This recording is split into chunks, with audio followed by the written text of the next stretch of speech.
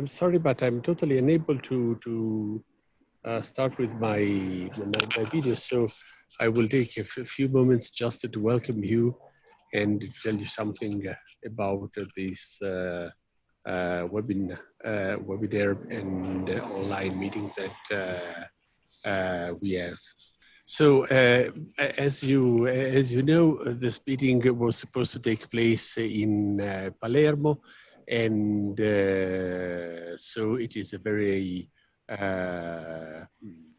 great sorrow for us and a disaster for the global society what prevents us together in Palermo.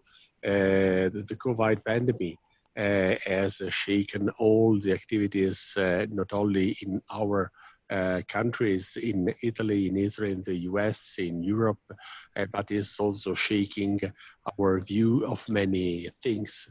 There is a sentence of Francis that has impressed me very much because it seems to me very proper and very precise in describing what we are working with. He said that after the COVID, we will not be the same. We will be or better or worse as a person, as a society, and I think we can add also as a scholarly society, as groups and research centers working on different subjects. And so the purpose of this meeting is to take seriously what the COVID challenge is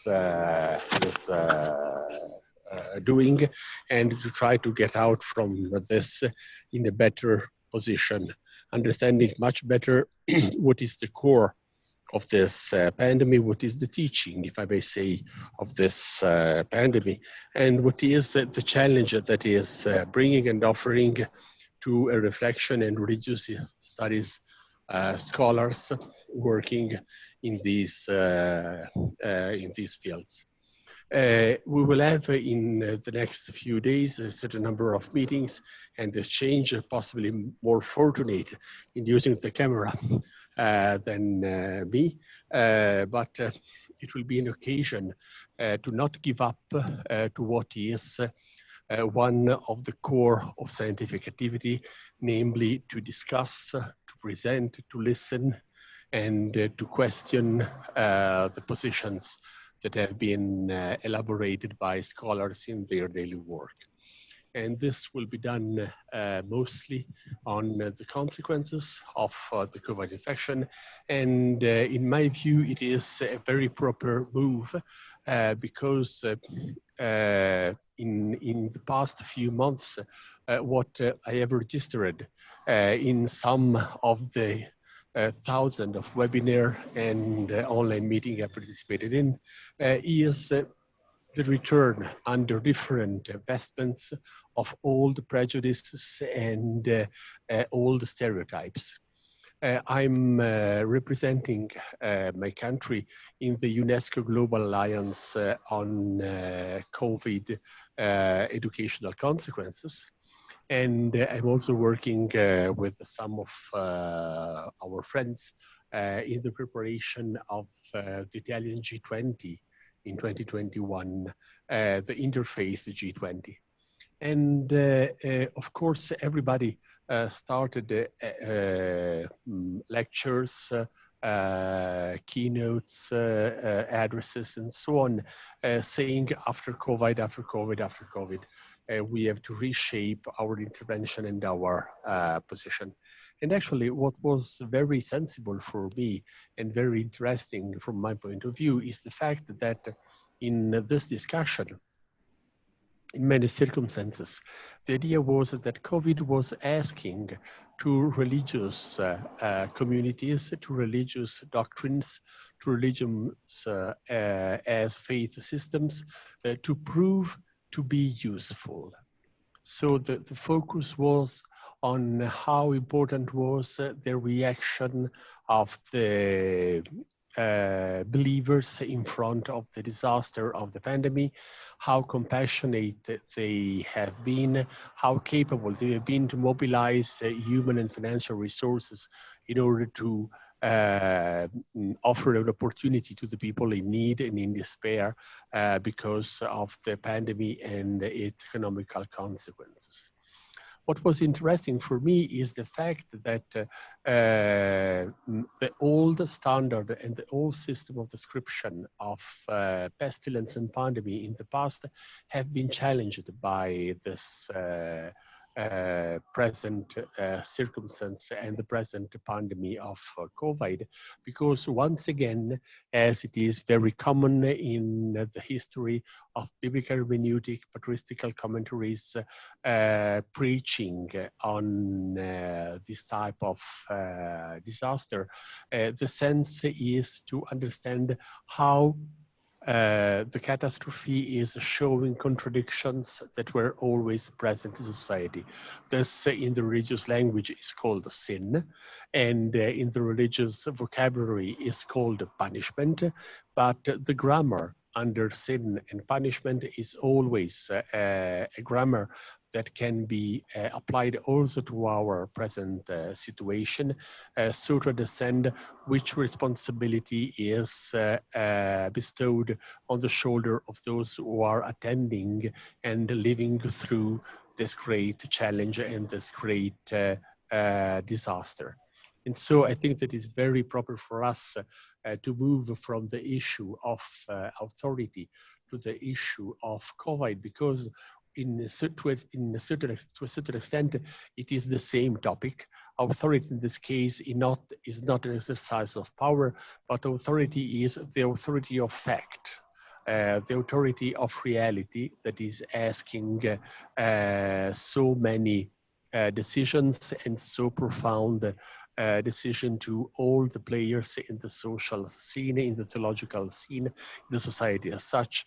And I think that we can share in the next hours and in the next meeting on Thursdays our views on that. And so I'm very happy to be part of this, even if I cannot welcome you in Palermo.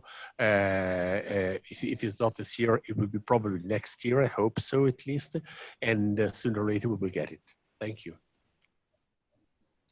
Well, thank you. Thank you, Alberto. Thank you, Professor Maloney. And it's really wonderful to see everyone's face or hear people's voice here. I'm Melakaya Cohen. I'm the coordinator of INIRE, which is was co-organizing the summer school on religion and authority, contest and legitimacy. And let me perhaps begin by sharing my screen and giving you an overview of what was supposed to happen there in Palermo.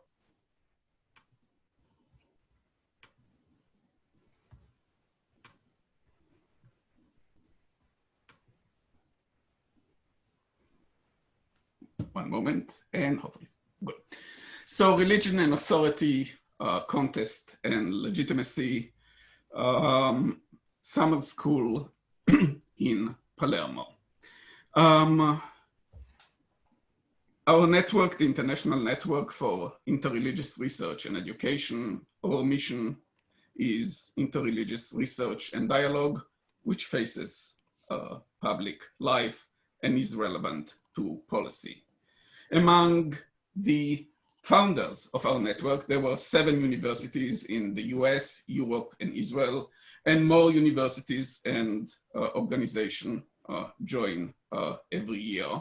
We have a network of scholars over 4 continents, and we have had so far 3 annual summer schools and conferences, which bring together scholars and students at Duke and Bar Ilan, in Leipzig, and last year in Groningen.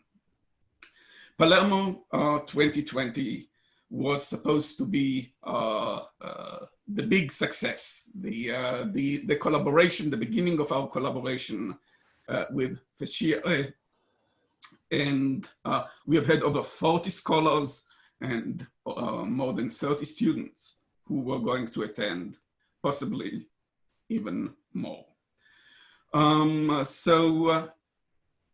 This was the promising reality before. I wanted to give you a quick overview of what we were going to do there in religion and legitimacy.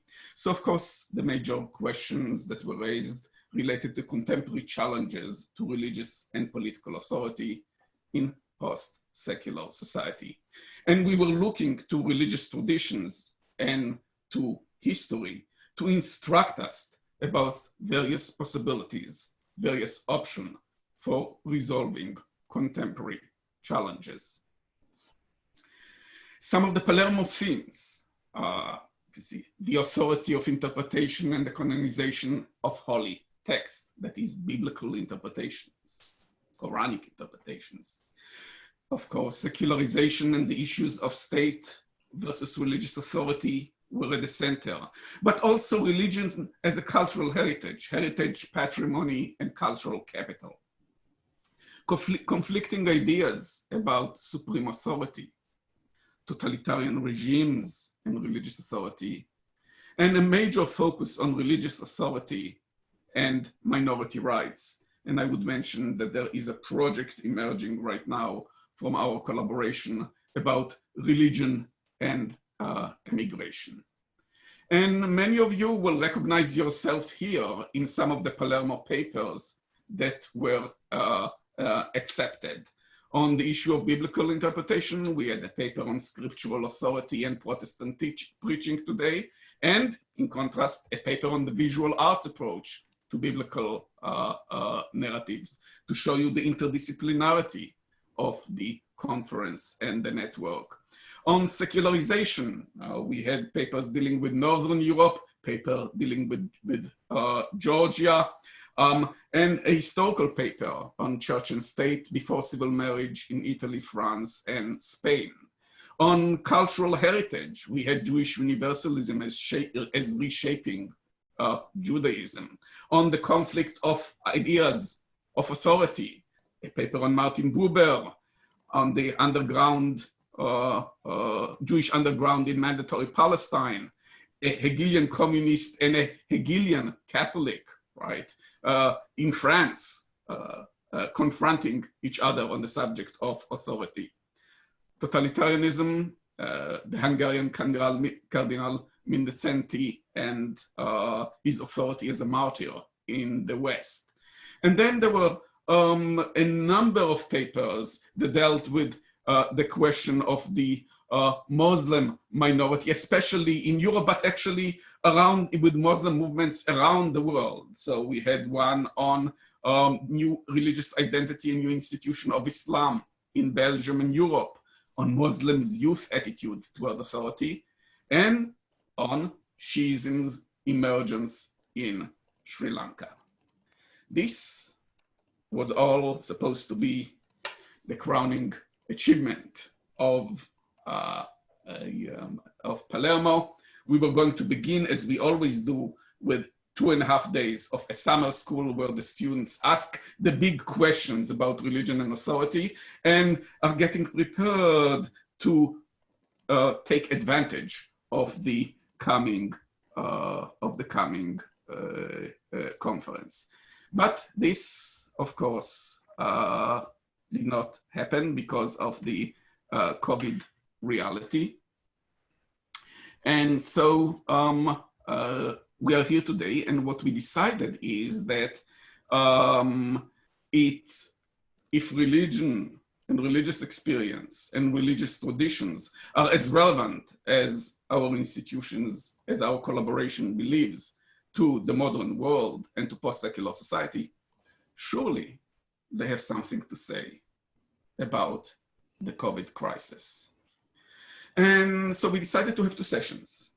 The first one today is going to be the scholars and the students who are involved with the conference, responding and relating personal experiences and scholarly reflections on the religious response to the COVID crisis. And on Wednesday, we are going to have a panel with religious leader that will be moderated by Professor Meloni, who bridges wonderfully the world of scholarship and the world of religious leadership. And we will have their responses to the crisis. And we shall hope, of course, to see you all next year, not in Jerusalem, but perhaps in Palermo. And now let me introduce to you a new member of the INIRE network. Let me welcome Professor Carol Bakos, who's Professor of Late Antique Judaism and Jewish Studies in the Department of Near Eastern Languages and Culture at the University of California at Los Angeles. There is no one better to speak about the responses of the Abrahamic traditions to the COVID crisis. She has recently published, a few years ago, she published a book on the family of Abraham, Jewish, Christian, and Muslim interpretations. And she began actually with work on rabbinic portrayals of Ishmael.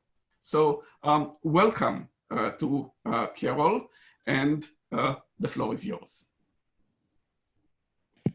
Well, thank you so much, Professor Hacohen, and thank you, Professor Meloni, for the introduction. I am deeply saddened that we're not together in Palermo, but as Professor Hacohen said, B'shana haba bePalermo, Bezrat Hashem, God willing, inshallah. Please forgive me if I just speak more generally. Given the time I have, I have general observations about religion and the role religion plays in a time of crisis, and what it offers the state. And I'm going to speak about the situation in America, so less about the Abrahamic traditions and the response, but generally the situation on the ground. So as I was reflecting on what religion has to offer, I thought it was interesting that what we see religion offering in a time of crisis is actually what religion always offers society, offers believers, right? A sense of comfort, stability, belonging, and hope, right? Given the disruptive nature, the global dimensions of the pandemic, the believers, non-believers, we humans are impacted deeply, profoundly, in frankly, for many of us, in unprecedented ways. It's troubling. So going to that which provides security and stability eases some of that disruption. And so religion, for those who are committed, it offers them a sense of comfort and hope, an affirmation in some respects of beliefs. And even for those who don't believe, they immediately, and I don't know if they're still seeking, but I know the initial reaction was a flocking to churches and synagogues and mosques for some meaning, how to make sense of this. Even those who are more secularly inclined or scientifically drawn to more scientific explanations and less than spiritual. You know, when I talk about hope and affirmation of beliefs, let me say that for some communities, this is a great time right? And it's interesting how it gives them hope, because it affirms the belief that the end is coming, right? The apocalyptic dimensions of what's going on affirms their long-held beliefs. So, for example, Jehovah's Witnesses, Christian group, will say these are the signs. This is truly the beginning of the end. And they point to the pandemic. They also point to the global warming, the spate of flooding and fires, and it's all coming together. And that can be scary. However, at the same time, that provides a sense of hope, right? An affirmation of beliefs. The pandemic has provided an opportunity, or has compelled church leaders, imams, and rabbis to redouble their efforts to proclaim the message of social justice in however way that's iterated in a particular religion. So you see greater acts of kindness, sermons on the spiritual and corporal works of mercy, on mitzvot, on zakat. So this is a time when religions can remind us that we have common bonds, and we must help the needy. And you can see religion playing a role in Black Lives Matter, right? Taking the lead in calling out the injustices in America. So this is this message offers all of society a window into the teachings of the traditions, but also it is healing the different communities, right? It's not just teaching, but it's practice, it's praxis.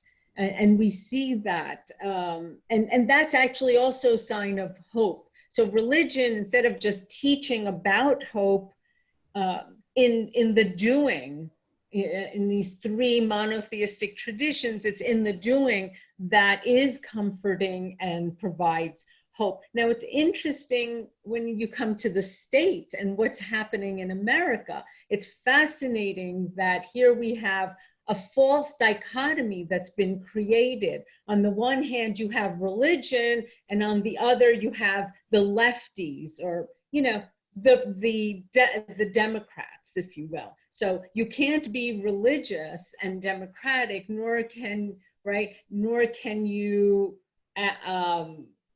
I'll leave it at that. I don't want to get too political here. So you can't be, it's either religion or the lefties, and that false dichotomy is deeply problematic, right?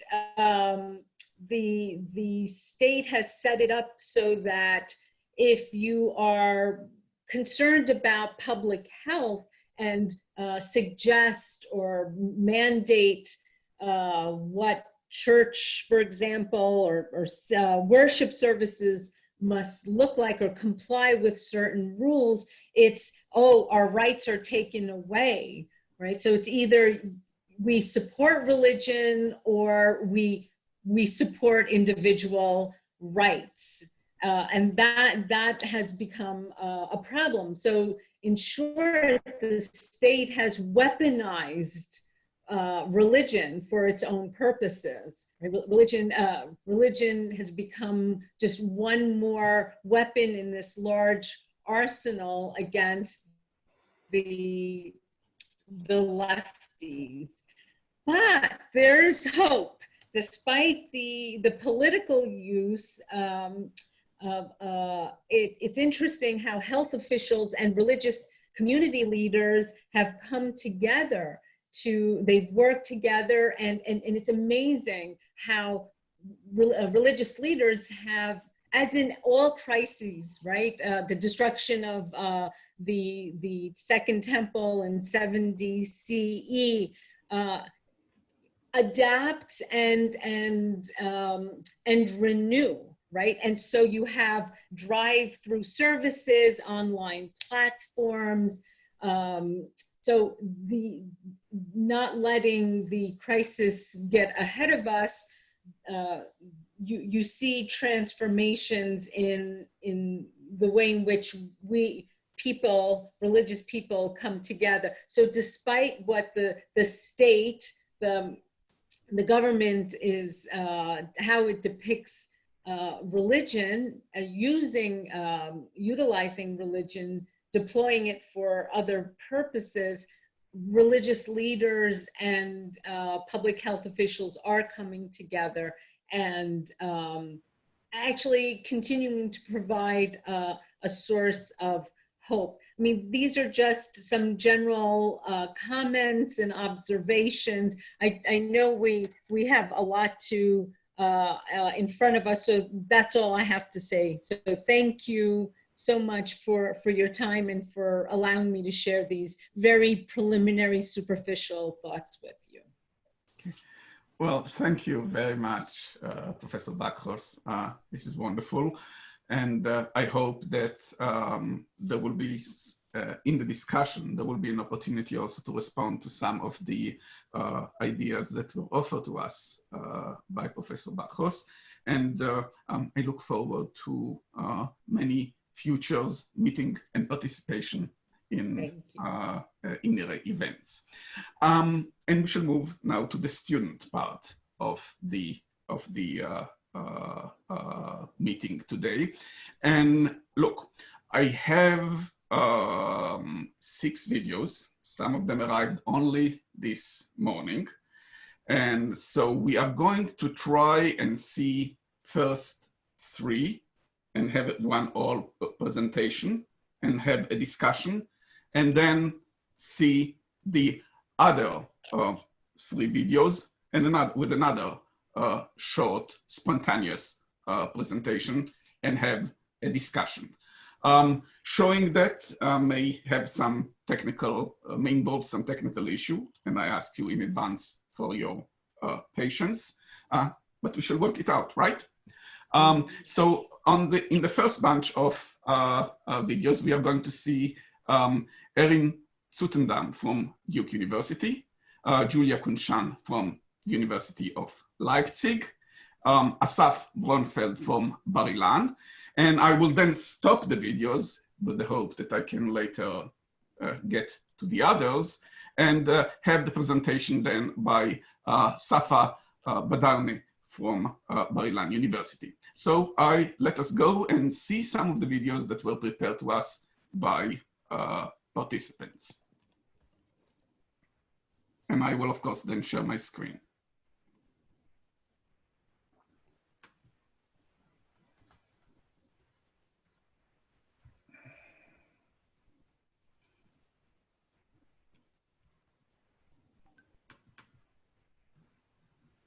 Hello, my name is Erin Reisch-Zoutendam, and I am a doctoral student in Lucky we cannot see. One moment, I one study moment. the history of Christianity, specifically medieval and early modern mysticism. And when I applied to this conference, one of the things I wrote about was that as a church historian, one of the questions I grapple with is who has the authority and indeed the responsibility to tell the story of Christianity? Is it the academics who train in that field? Is it the clergy? Is it the everyday practitioners? Can you now see it? And so I wanted to reflect. Yes, we do. There's just a little window that you have to remove from the screen. The Episcopal Diocese of New Jersey, covering the first 15 Thank centuries. you. It's perfect now. These were all deacons or lay leaders, so very active practitioners. And the course had been planned and the syllabus set before the pandemic came along. And so I was a bit nervous about asking the students to read about councils and popes and reforms that may have taken place a millennium ago when there are so many pressing things that are happening today. But the students were wonderful. They were so thoughtful and so engaged and hardworking. And what I noticed and what I wanted to share was that the set of details and interests and issues that they noticed and connected with in the text were a completely different set of interests than what my students have often connected with in the past. And so the pressures of the present day were shaping how they came to these texts. So not only were they extremely interested in historical times of plague and what Christians had done in the past, but they were very, very interested in monks and hermits who might be confined to small areas, maybe even a room or a cell for a long period of time. And this, I think, reminded the students of our own situation where often we have to stay in our homes. And they were even incredibly interested, much to my surprise, in one of the most notoriously difficult and technical medieval theologians, named Thomas Aquinas, just notoriously difficult, but they were absolutely fascinated by him because he writes so much about whether the sacrament, whether the Eucharist is necessary. And my students had already been wrestling with this so much for themselves because they couldn't go to church and they couldn't take the sacrament. They couldn't receive the Eucharist, which they were used to receiving weekly before the pandemic came. So all of a sudden, this very dry and academic text was just absolutely alive to them. And they brought so much confidence in their own ability to engage with that text because they felt that they knew something and they had something to offer to this question. And so it was very encouraging to me as a teacher of religion to see that in the present crisis, the past was not less real to my students, but in fact, it was more real to them. How did religion function in the current crisis? One moment. It is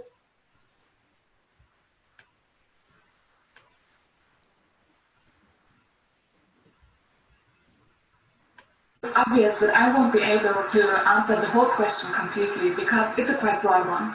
I will narrow it down to the Christian perspective in Germany, but I still won't be able to include every point of view. What do we expect of religion?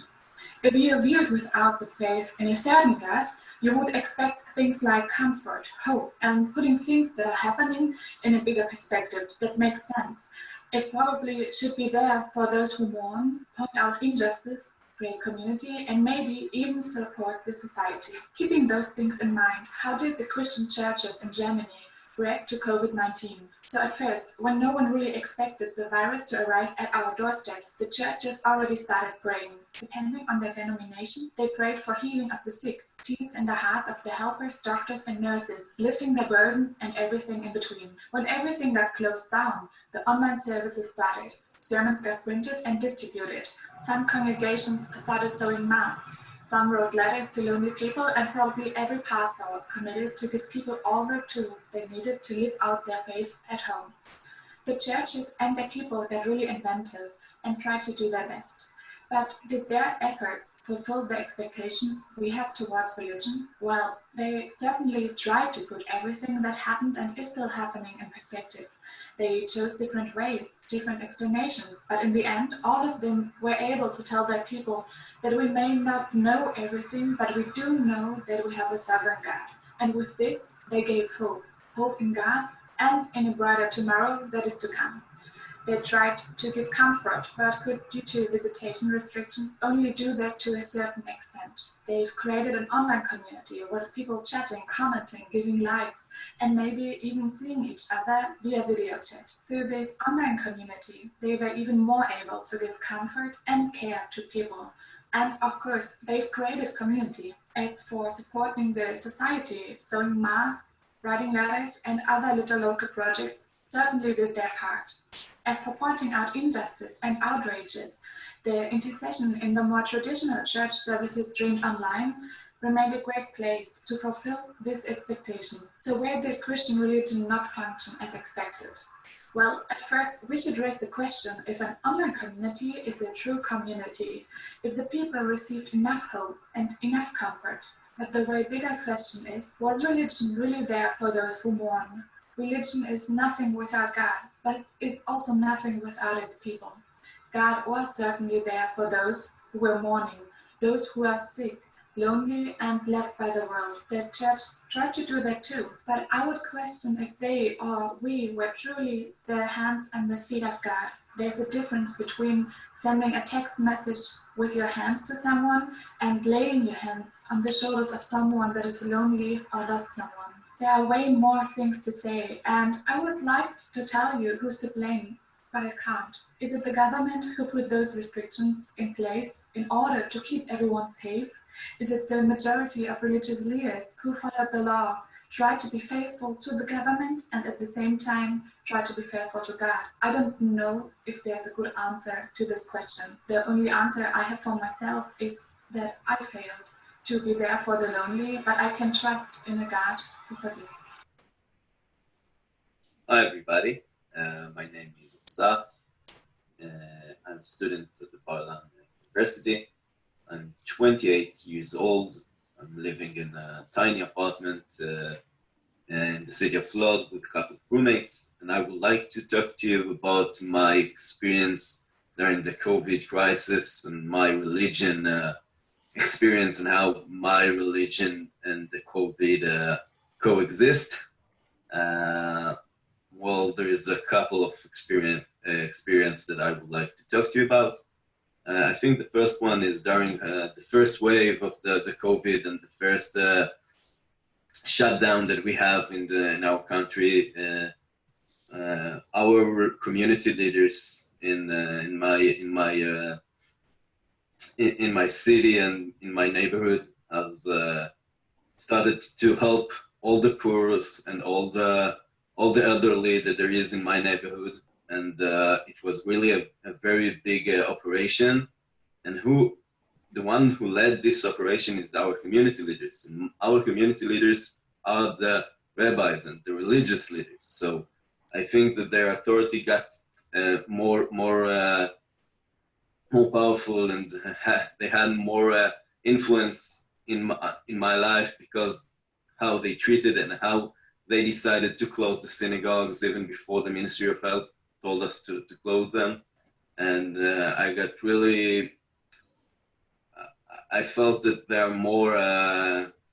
they're treating this crisis very, very good. I have to say that on my personal experience, I only came to synagogues, even before the virus, I only came to synagogues in Saturdays. And nowadays, there is no I can't go to synagogue on Saturdays for a very long time. And it's really hurt my religious experience. I don't even, there's some Saturdays that I don't even know what parasha we are. And usually before the virus, I will go to the synagogue and listen to the Kriyat Torah. And even I was talking about the parasha in the Saturday meals, and now it really hurt me that I don't have this religious experience. But if I have to look at everything, I think that my community, the COVID was actually a community struggle, and my community, like every struggle, the community got more bonded more together, and this made my community leaders even more important to me. And because the leaders are the religious leaders, their authority got even stronger. I hope I could explain myself to you, and this is it. Thank you very much. And so may I ask now for Safa Baderne from Bar-Ilan University to offer us just a couple of minutes of his reflections on the COVID crisis. Safa, are you there? So, I'm Muslim, and I will talk about my religious. The religious and the Muslim leaders apply to the government's instruction and the orders of the Ministry of Health. When the government decided to enforce the quarantines and order to close all of the mosques in Israel, the imams took the responsibility of that, and they closed all of the mosques in Israel for a while. the Fatwa Council convened several times and decided that imams should warn people about the effects of coronavirus through the mosque's minaret. They ordered from the people to apply all of the instruction and not to underestimate the warning, considering the quick spread of coronavirus. The religious and the Muslim leaders explained to people that to follow the rules and the instruction because it's a religious duty on every Muslim. The health and the safety above everything else. Also, for those who don't care about themselves and not following the rules should know that they are risking others. As well as they should remember that there is an important principle in Islam religions of avoiding harm others and saving lives. It's worth pointing out that this crisis taking us all back to the time of the Prophet Muhammad Rasulullah, when the plague spread quickly for centuries and killed millions. Prophet Muhammad Rasulullah spoke about the importance of quarantine. Furthermore, he warns people and ordered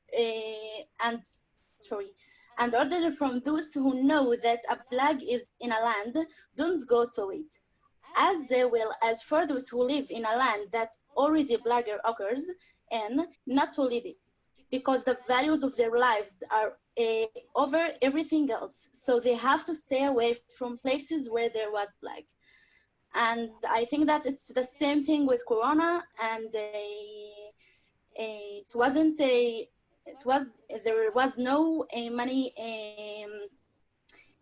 people who had Corona in Israel, Muslims. I'm talking about Muslims for sure, because they alert them all of the time in mosques, and imams take the responsibility of that, and that's it. Thank you, Safa. That's very nice. And may I suggest that we are a very, very big group, and while it would be difficult, I know, for me to monitor a general discussion, we decided all to stay together in COVID time rather than split into separate rooms. So let's see if we can have a discussion. Do you know how in Zoom you raise your hand? You raise your hand in order to intervene in the discussion, so that Irene or I can mute you. I'm looking for interventions, comments on the presentation, responses to them. These were wonderful videos. And I'm sorry if the technical difficulties at certain points intervened in your enjoyment of them. Please.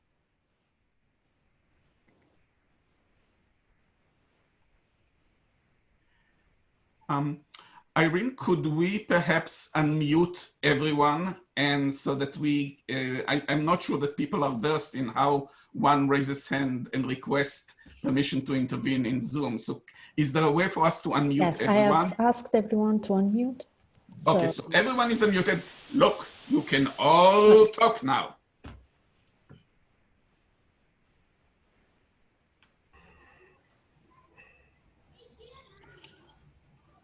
Hilda. Well, I was actually, it's kind of a question to Carol, if I may. And you were speaking, and some of the videos were speaking about religion as comfort. And I think that the pandemic has also brought out another face of religion in this period of the challenge. Because the pandemic, as every great disaster, is always a challenge to religion. And I wonder if you also have encountered it. I mean, Asaf was a bit speaking about it, but not so much about the faith, but more as the challenge to religious practice. But I was thinking about the challenge to faith. Oh, sorry, you were the challenge to religious faith or practice? Yes. Faith. Rather to faith than practice. I mean, practice was quite obvious, but I was speaking about faith. Yeah, I mean, it is interesting. The crisis can do, there are several reactions, but two general reactions is one to reject faith, but the other is to double down on faith. So as I refer to the Jehovah's Witnesses and other apocalyptic groups that actually find this time scary on the one hand, but also very comforting, because they preach. For example, the witnesses preach door to door, letting people know, here's the word of God, these are signs, and the end is coming. And now they have this global pandemic to turn to and say, see, it's happening. The revelation, the prophecy is at hand. It's being fulfilled. The coming, the second coming of Jesus is near. So in that sense, the faith is comforting. And I'm sure for others, the fact that religion doesn't have an answer is or isn't sufficiently stabilizing, can turn people away from faith. Thank you, Hilda. I have a question to Professor Bajos. Starting from what Professor Meloni spoke about, he used the concept of contradictions in the society. And I link this to what you said about the involvement of religious movements or ideas in the Black Lives Matter movement, and what should be the role of religious leaders in facing contradictions in society? Should they just link their community to these broader movements, or should they contribute theoretically to the understanding of these changes in the society? And that's it. Yeah, no, thank you. You know, as you were speaking, it occurred to me that another observation in America is how some, not many, church leaders are also taking advantage of the political situation, right? So in fact, they're undermining or contradicting some of their own teachings, right? So in order to support those who believe that we have a right to congregate, they undermine the teaching, which I thought Safa was fascinating. That and even in Judaism, pikuach nefesh, protecting the life of another, that's jettisoned, right, for political capital. So that's one way of addressing your question. When it comes to the social message and how the extent to which religious communities align with secular movements of social justice, it really is tricky. It's not an either or, and I think it really all depends on the local, right, versus the global. That perspective is, local churches depending on where they are on a religious continuum, will choose to support these movements, right? So it really depends on what the local situation is like. But of course, you know, for example, the Catholic Church is fully behind social justice, and these are important opportunities to take advantage of and to promote the core teachings, even though one has to be careful of blurring completely that line between the secular, political, and religious. So it's an interesting question that I don't have an easy answers to, Francesco. Thank you for it. I have a reverse question. Okay. What should be the attitude of the secularist activists toward the religious community? I mean, I start from a very practical example. Here I live in Palermo. The secularist movements have a problem in communicating, dealing with migrants, for example. But migrants tend here to have a strong religious identity. And so they have a direct relationship with religious leaders. What should be, in your opinion, the approach of the secularist movement towards these leaders in facing problems, social problems, which matter to migrants? Yeah, so I can't speak specifically to that situation, but you've touched on generally on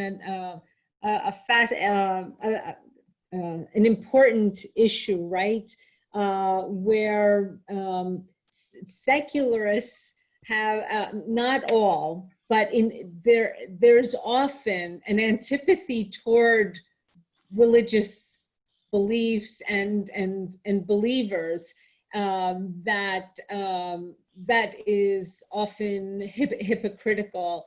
And it's very important to draw attention to that, to the importance of recognizing in a liberal society the importance of the religious arena, right? So it's ironic in liberal societies that we promote the individual and the individual's rights, yet at the same time, when it comes to religion or religious believers, there is a dismissal of them, and their rights are often attenuated and disregarded. So there really needs to be an attempt to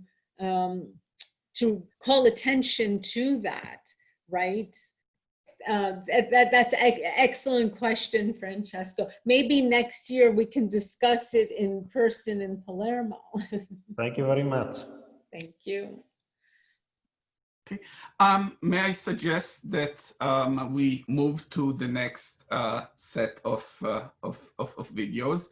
And there has been also a suggestion which Maura made here, is that rather than force on you to articulate yourself on the screen, if you wish to direct some questions, you can of course always include them in the chat, and either Irene or I would look at them. But at this time, actually, the next group of videos are from Christine Fielder from University of Leipzig, Boaz Ordman from Rabbanei Bet Hillel, Elad Yana from Bar Ilan University, but he's going to speak about Los Angeles. It's not all about Bar Ilan. And Asaf Harpaz from Duke University. So I will try and move right now and then share my screen. Let's see if this Via della Rosa will work for us. One moment. Certainly, the Amen Church is the expression we use in Germany to say that something's absolutely bound to happen. Well, turns out. Sorry, while you're working on that, unfortunately, I'm on the West Coast, and because of scheduling, I must head off. So forgive me, but talk about church services soon being cancelled as well. She was completely shocked at this and asked, "But that doesn't mean that you guys stop praying, does it?" Her reaction surprised me. I don't think she's a particular religious person. In fact, she once mentioned she has never been to church in her entire life and not quite sure what this business with God is about. And yet, it visibly meant something to her to know that there are people who would still keep praying, still keep talking to God, and still would carry on believing in Him, no matter what was going to happen next. So I assured her that we guys would certainly keep praying, even though we might not be able to meet up in person for a while, and that we probably will even think of some way to celebrate despite of that, though I actually couldn't imagine what way that could be. In the next few months, I was fascinated to see how many ways there actually were to celebrate a service apart from the one we usually know. I mean, generally, church is not considered the quickest one to adapt to change, to drop old habits and to improvise. And yet, here suddenly church communities did just that. In fact, it seems to me that many parishes have never been such an active part in their communities as in the last few months. We always like to ponder on the question on how our church and faith can serve the community. But in my personal experience, it often just ends in adding a nice barbecue stall to the next village fair. But now this abstract question got many much more practical answers. In many parishes, people volunteer to offer pastoral care on the telephone to those struggling with isolation. I know of a pastor who started preparing and sending out activity bags with Bible stories, craft material, prayers, and riddles to keep kids busy during quarantine. There were people who did shopping for vulnerable members of the community whose name they hadn't known a few weeks ago. And there are so many new ways of celebrating a service found. Like, of course, there were many online services, the usual TV ones and prayers, but also things like the drive-in service set up in the car cinema next town. And the large meadow around the medieval castle in the next village became the substitute for the usual pews, while the old castle wall is now a pulpit for the weekly ecumenical open-air service. The churches found ways to offer their spiritual support and connecting people while still trying to keep everybody safe. However, there are also religious communities who feel that they have a very different calling in these times of crisis. I realized this one day, particularly when I received the first leaflet stating that the pandemic was God's punishment for an erring world, and we must repent immediately to cleanse ourselves before being summoned to the imminent judgment. Although I personally have many issues with the statement is one thing, but it gives an interesting perspective on the expectation and task assigned to religion during the COVID crisis. On the one hand, religion is understood to be the basis and the motivation to reach out to the community, to connect people in isolation, to nurture and support in times of uncertainty and worry, to offer support and encourage help with the help of one's faith. On the other hand, religions also also provide answers as to why this crisis, why this pandemic is happening in the first place, to give reasons and explanations. Not punishing the world, sadly being a very popular one there. Shalom, my name is Boaz Ordman, and I was asked by Dr. Zohar Maor from Bar Ilan University in Israel to share with you my thoughts about the response of the Orthodox Jewish religious establishment in Israel to the COVID-19 corona pandemic.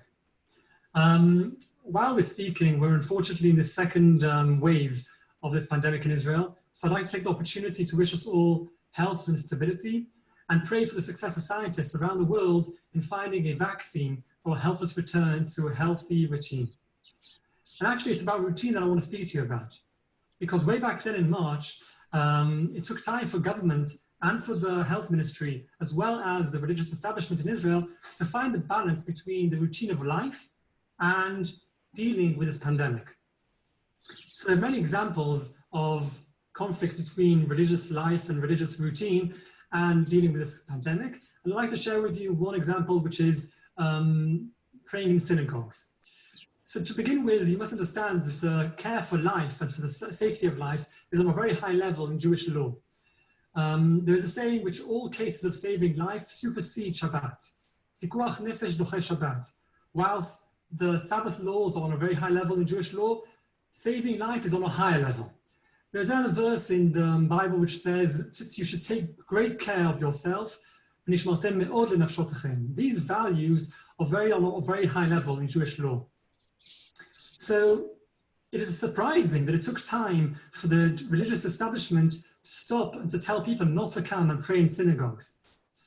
But we must understand that in Israel there's about 13,000 synagogues. In every synagogue there's between 10, sometimes hundreds, and sometimes even thousands of people which come and pray on a daily basis 3 times a day. This is something which is very much ingrained in the Orthodox way of life and routine. So to come out with a ruling which says you must not come and pray in synagogue was something which was very, very extreme.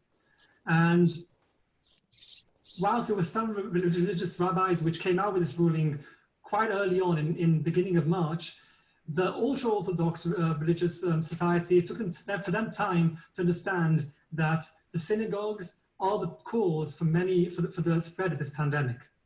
Once they understood this, they came out with religious rulings, which were stronger sometimes than the government rulings, saying you must not pray in synagogue, you must be praying at home. And the gathering in synagogue are dangerous for our lives. Once they came out with this understanding, they came out with the religious ruling saying that if you have any symptoms or if you feel weak, by coming to the synagogue, you are risking other people's life and you're going against Jewish law. It's an interesting anecdote. One of the chief rabbis of Bnei Brak came out with a saying a few months ago now that even though it's difficult to pray and to live and to walk around with a mask on your face, you must wear your mask at all times, even in prayer. And he came out with a statement saying that your prayer will only be accepted in heaven if you wear a mask. Thank you.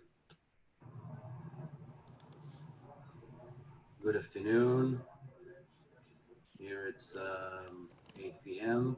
in the morning after Tfilat Shachrit, morning daven, and I'm here at the improvised shul, improvised synagogue of my community, Soul community, that belongs to Chabad.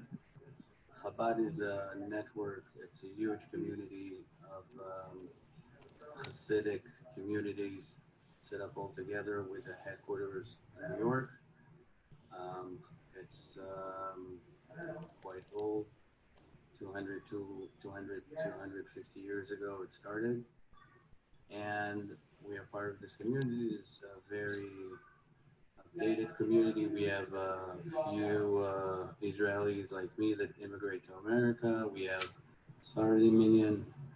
It's very acceptable, very welcoming, and also kind of colorful. And here the pandemic started around Purim. Purim is the carnival holiday. It was in 9 of March. And it started with everybody getting here together because it's big enough. We were here actually, and not in the real shul that is 1 block away. And we had here 200, 300 people. And because we were together and the pandemic already started, we probably had then a few cases of people was infected. And thank God they're all of them are healthy now. And eventually it brings the shul to close just the Shabbat after. And it was closed until 3 weeks ago. We had in the middle it was 22 of May, the President Trump declared that worship houses should be declared as should be considered as essential places. and it didn't make everybody to open the shuls. Most of the rabbis wanted to see what happened in the other worship houses to understand how the pandemic is acting in gathering of people and to get more knowledge about it, and only then to open. And this is what happened here. And only 3 weeks ago, we opened it for Shabbat. And as you can see, it's very open. People can sit not next to each other. And we have also alcohol to clean our hands. Everybody is wearing masks like I do. And this is the way we deal with it. And we have much less people now. Every tefillah, it's around between 50 to 100. Okay, I'm sorry, Yanai, that I have to interrupt you. It's so impolite because I would still like also to hear Asaf, okay? And then we would like to have a very short, very brief discussion. Asaf, are you there? Asaf Arpaz from Duke University? Shall we unmute him? Let me see. Yes, thank you. Had some trouble unmuting. Thank you. So I'll just briefly just share my a bit of my personal experience. I'm from Israel. I study at Duke University in North Carolina. I'll share a bit of my personal experience as well as just provide just kind of a broader perspective on how I see things. So I guess just the general theme that I felt throughout this just COVID pandemic is the interruption of religious life, religious practice. I mean, we had just a series of holidays, Passover, Shavuot, and it felt very different, as well as just going to several of the speakers talked about is going to Shabbat every week is really not possible. And I think for so many of us, religious life is very much intertwined with our community life. I mean, it is our community life. And usually in a time of crisis, we think of each other as coming together. And here we need to be a distant, and that is kind of difficult. And considering that this feels, at least for the foreseeable future, as a new norm, I feel that community life needs to be restored. And this leads to my kind of broader perspective, is that I think religious leaders and religious communities can be a great great resource for government officials, for policymakers. And just kind of when you see the news, the media, the narrative has been, I think, and maybe this is just populism, that religious communities have often been targeted by restrictions. But I think that religious leaders can be a very, very valuable resource. And that when it comes to public policy, it would do very well to engage with religious communities, with leaders, and for there to be a synergy and a cooperation to get through this. I think that will achieve the greatest results that we want. Thank you. Thank you very much, Asaf.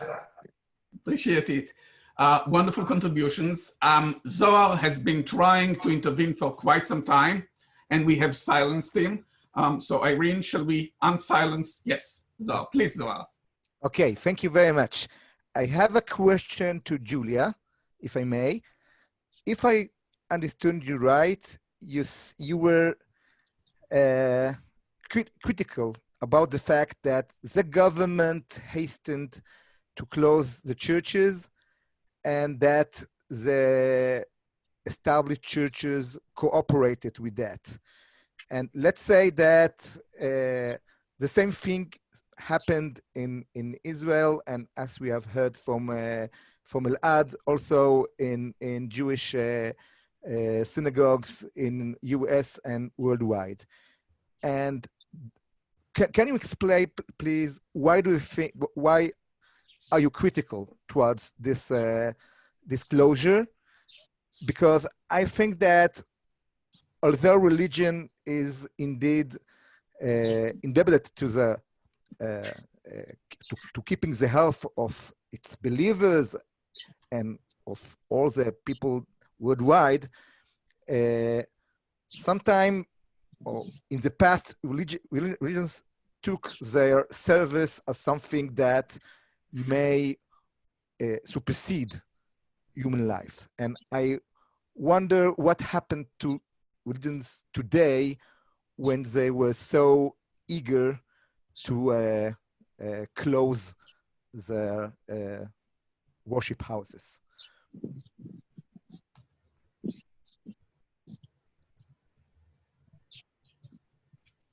Is Julia with us? I should be.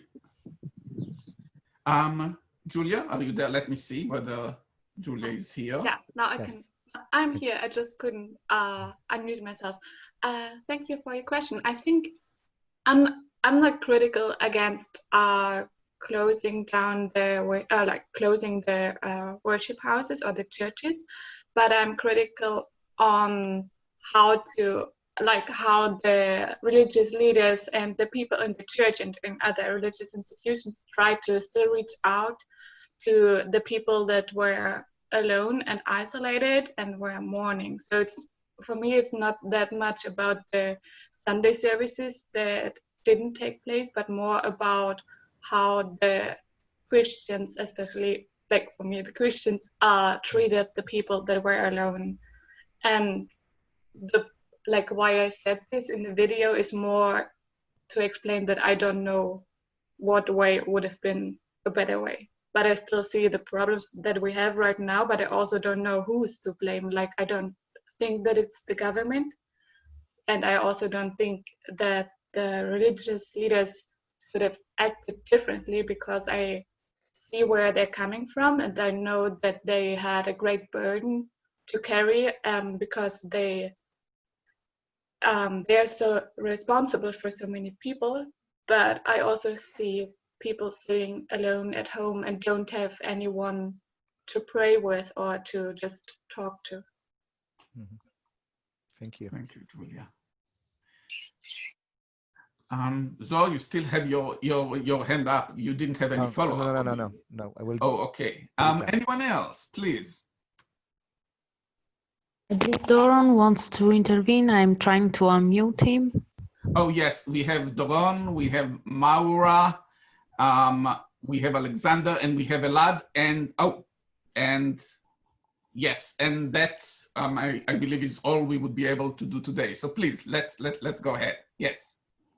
I will refer to the Israeli context, to the Israeli point of view, and it seems to me, again, it's only an impression that religion in this very specific crisis was actually contested. It was contested by civil agencies. If we think about religion as something which provide comfort, help, and advice, actually in these days of crisis, help, advice, and support came primarily from the agencies of the civil society, whether the medical support, whether civil secular welfare organization, social workers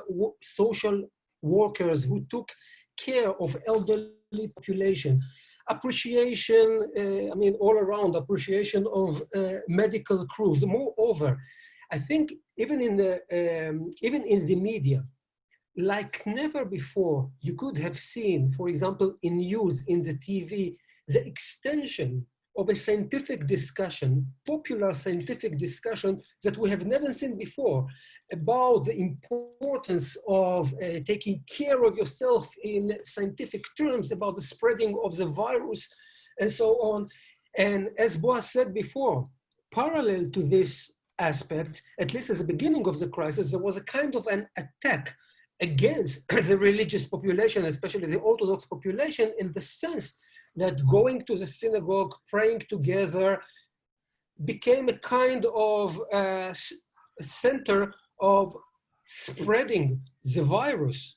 So it seems from an outside that religion, religious practices, and everything that religion actually could have offered everything was contested. Now it is unwittingly.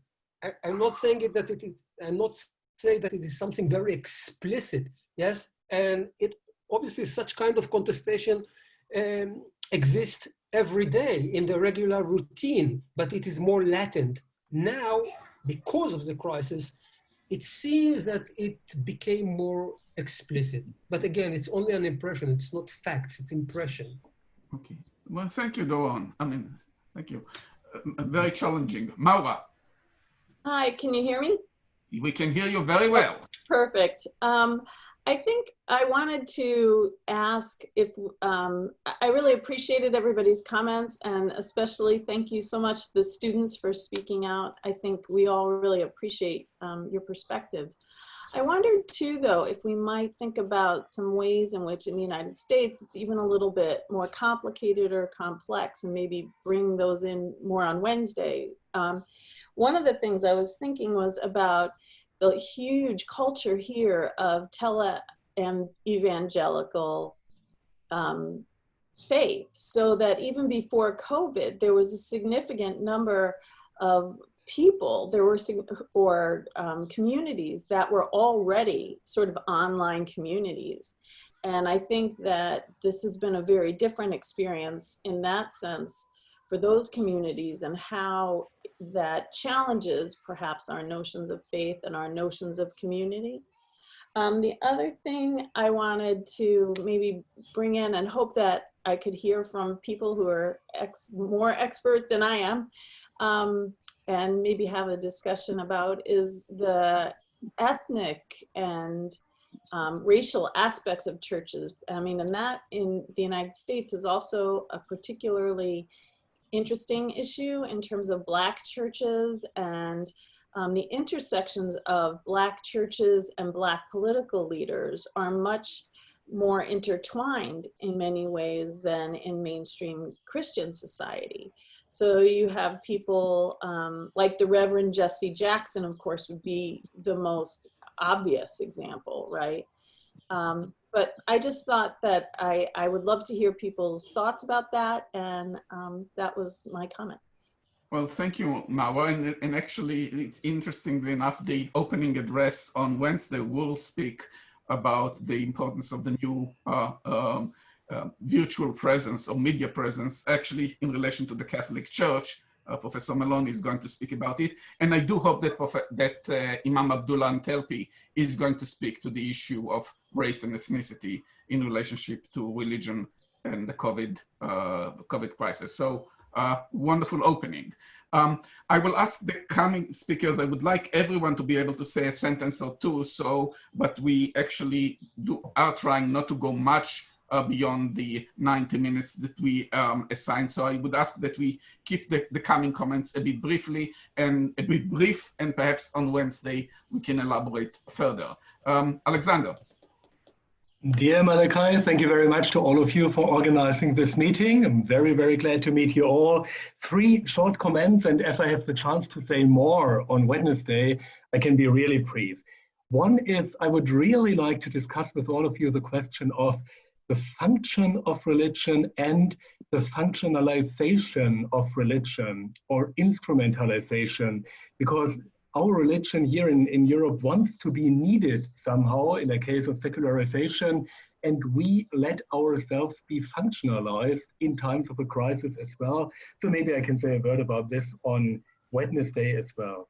My second point would be, and that's my last one, I would really like to discuss the question of digital presence and digital religion in our different communities of faith.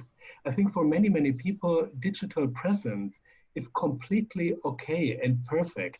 And I want to say a word to Julia's comments, but especially for the elder people, it may be a big problem. And we had a really disruptive transformation into the digital space. All our religious communication, almost all of it, was in the digital space. And I would really like to discuss the question whether presence is possible there, whether there can be a digital congregational life, and for whom, and what does that mean for religious communication. But again, on Wednesday, there will be more. Thank you. Thank you. Wonderful, wonderful, Alexander. Thank you. Elad, briefly. Well, thank you. Hello, everyone, from Georgia, from Tbilisi.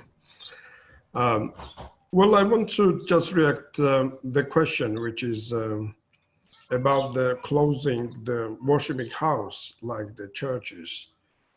I think it depends on the specific community and the situation in the countries, like, for instance, Georgia. So the government at the time of the pandemic time, when the government issued the state emergency, government issued 2 decrees by asking all the social network to close, but the church does not obey this decree of the government. That was problematic in Georgian case because the believers and the church members were very much entrusted by the church itself that there is a sign of eschatology, and this is a sign of the coming end, and the Christ is coming in the second time.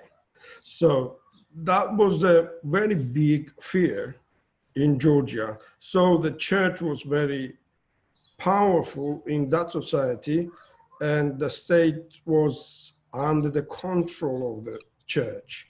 So the authority of the church is much higher in that case, in a particular time in Georgia, rather than the authority of the state. That is probably the very important thing that we face in Georgia. Okay. Thank you, Valadi. And Eladiana, did I see your hand still up there because you are muted? Yeah, just okay, so briefly, if you mute myself and unmute right now. So I think what we're witnessing in this pandemic is the power of the community, the religious community. Here you could, in America, we saw maybe in hierarchy of the federal decision, the claim of President Trump, the worship houses should be essential. But then you saw by the states different decisions by the governments, and then you saw in the community the actual happening was much later on, opening the house of worship by more local knowledge and by local practices, and it shows, I think, the tension between the authority-wise and the religious community-wise power that's shown now by this pandemic. That's it. Okay. Well, thank you all very much. And you know, for Wednesday, if you could send us a comment about today, whether you would prefer for Wednesday to split into separate group and separate room in order to facilitate discussions, or whether you would like to continue the way we did today, that would help us most. Let me conclude first by delivering both the good greetings, the good wishes, and the hope to see you on Wednesday for Professor Alberto Meloni from FISCIARE and from me in INIRE. Let me thank Irene for having facilitated this project. Amazing, Irene. Can anyone, you know how you can clap on your hands, right? Okay, everyone. So thank you. Thank you so much. Thank you to Francesca. Thank you to Hilda and Zohar from Bar-Ilan University. We shall send wishes of good health to the executive manager of INIRE, Caroline Zanzenbacher, who could not be here today. Refuah Shlema. It is a joy. It was a joy. It is a joy to see you all here today. I shall look forward to seeing everyone on Wednesday. Very best wishes and goodbye.